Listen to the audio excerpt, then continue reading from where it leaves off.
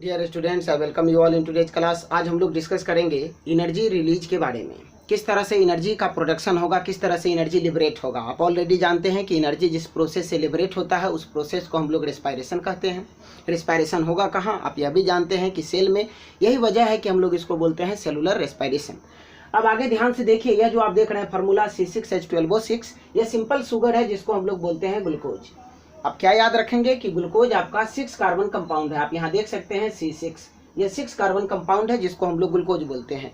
आप याद रखिएगा स्टूडेंट्स यहाँ से एक बात, यह जो 6 कार्बन मोलेक्यूल्स या यह जो ग्लूकोज है, इसका कन्वर्जन जो होगा पायरुवेट में या पायरुविक एसिड में, यह 3 कार्बन कंपाउंड है। यह भी आपको याद रखना है। यह जो पायरुवेट है इसी को हम लोग पायरुविक एसिड भी बोलते हैं। यह 3 कार्बन कंपाउंड है।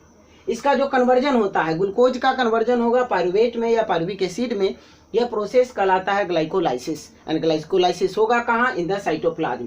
क्या ग्लाइकोलाइसिस से कुछ एनर्जी भी लिबरेट होता है? बिल्कुल यस। यहाँ पर आप जानेंगे कि एनर्जी भी लिबरेट होगा। यहाँ एनर्जी भी आपको लिखना है। पायरुवेट में कन्वर्ट होगा एज वेल एज एनर्जी का प्रोडक्शन होगा। अब जब यह पायरुवेट में कन्वर्ट हो गया, आपका जो ग्लूकोज है या पायरुवेट में कन्वर्ट हो गया या पायरुविक एसिड बना लिया, इसके बाद इसका क्या फेट होगा, यह निर्भर करता है ऑर्गेनिज्म पर या फिर आप कह सकते हैं सिचुएशन पर कि किस तरह का कंडीशन है। जैसे अगर हम लोग यहाँ बात कर ले absence of oxygen. Absence of oxygen means क्या, एनारोबिक रेस्पायरेशन यदि होगा तब यह होता है किसी किसी खास ऑर्गेनिज्म में। जैसे हम लोग एग्जाम्पल के तौर पर याद रखें ईस्ट में। आप ऑलरेडी जानते होंगे फर्मेंटेशन के बारे में। फर्मेंटेशन क्या है, conversion of glucose into alcohol. यही प्रोसेस कराता है फर्मेंटेशन। जब एनारोबिक रेस्पायरेशन करेगा आपका ईस्ट है क्या, यूनिसेलुलर फंजाई है, फंगस है।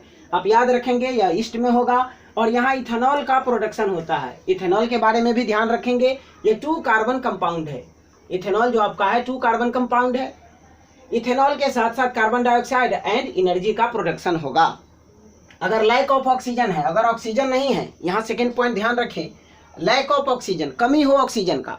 यहाँ देखें हम लोग ऑक्सीजन नहीं है, अगर ऑक्सीजन कमी हो, इसका एग्जाम्पल याद रखेंगे जैसे ह्यूमन मसल्स में। हालांकि यह प्लांट में भी होता है लेकिन आप याद रखें यहाँ ह्यूमन मसल्स।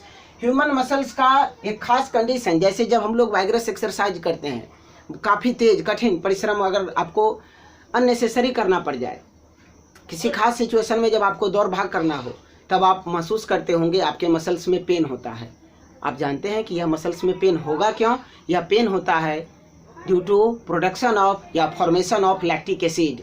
एक्चुअली होता क्या है स्टूडेंट्स कि जब हम लोग हरी में होते हैं, जब प्रॉपर अमाउंट में ऑक्सीजन अवेलेबल नहीं हो पाता है लेकिन आपके मसल्स को नीड है, चूँकि आपको भागना है, उस समय में आपका muscles, human muscles anaerobic respire करता है। In the absence of oxygen respire करना शुरू कर देता है। और उस रेस्पायरेशन में आप याद रखेंगे कि लैक्टिक एसिड जो 3 कार्बन कंपाउंड है, यह भी आपको याद रखना है।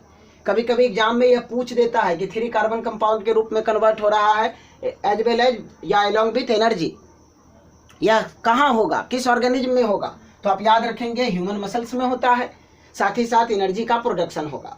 एंड फाइनली जो सबसे इंपॉर्टेंट है, आप जानते हैं प्रेजेंस ऑफ ऑक्सीजन। जब ऑक्सीजन अवेलेबल हो तब एनर्जी का प्रोडक्शन होगा as well as carbon dioxide and water vapour release होगा।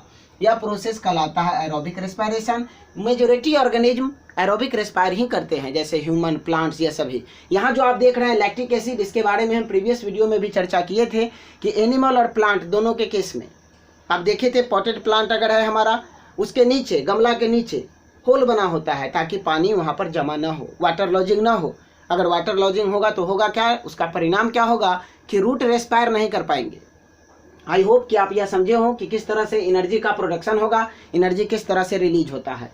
याद क्या रखेंगे कि यह जो ग्लूकोज है यह 6 कार्बन मोलेक्यूल है।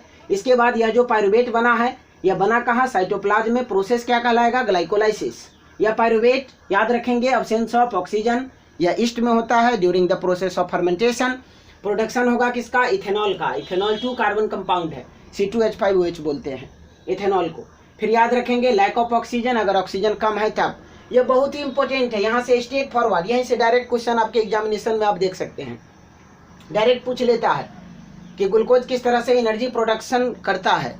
What are the different pathway by which glucose produces energy during the process of respiration. I hope कि आप यह वीडियो अच्छे से समझे हो। अगर वीडियो अच्छा लगा तो प्लीज़ चैनल को सब्सक्राइब करिए, अपने साथियों के साथ शेयर करिए। Thank you for watching.